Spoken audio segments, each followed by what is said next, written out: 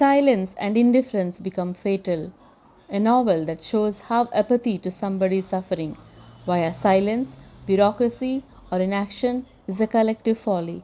Small Boat by author Vincent Delecroix, publisher Small Access. The sea has always been a place of both opportunities and disaster.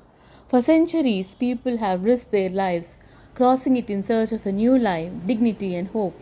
In Small Boat, Vincent Delecroix takes the real tragedy of November 2021 when 27 migrants drowned in the English Channel after delays between French and British authorities and transforms it into a tense, unsettling novel about the misuse of authority, indifference, and the human cost of bureaucracy.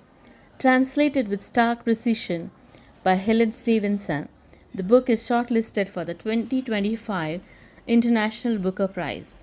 At just 160 pages, every line carries the weight of silence, hesitation, and the cost of lives lost. The story is divided into three distinct parts.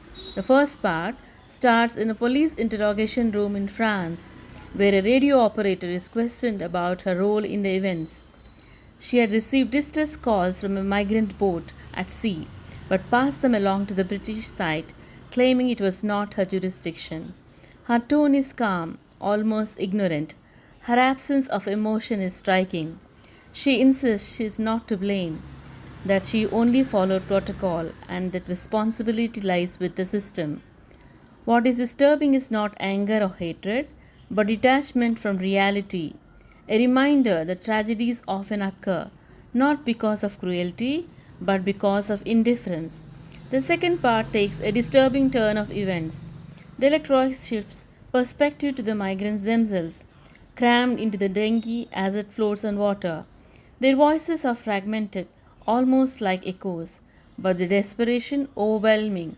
They speak of families they left behind, of the chilling cold and the horizon that never seems to get closer. The prose is stripped down, but the effect is powerful. Readers feel the suffocating fear and the slow approach of death.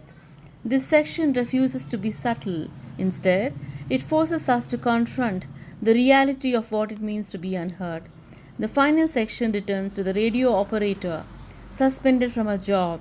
She tries to defend herself, offering reasons, justifications, and even bitterness at being singled out.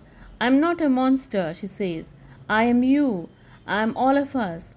It is a chilling claim, but one that lingers. The novel does not let the reader sit comfortably on the sidelines. Instead, it suggests that indifference to suffering, whether through silence, bureaucracy, or inaction, is shared by many, not just one. What makes Small Boat stand out is its restraint. There are no dramatic flourishes, no easy villains. Instead, it shows how ordinary people and regular laws can turn a blind eye to basic humanitarian gestures. Delecroix's style is simple, yet it leaves the reader with a deep emotional aftershock. At its heart, this novel asks hard questions. Who is responsible when systems fail? How much is a human life worth when it is weighed against policies and borders? And most importantly, what does her silence say about us? In the age of war, Small Boat is not an easy read, but it is an urgent one. In an age where migration crises dominate headlines, and yet compassion often feels in short supply, Delecroix's novel serves as both a mirror of today's society and a warning. It reminds us that to turn away, to delay, or to pass responsibility elsewhere can be as fatal as the storm itself.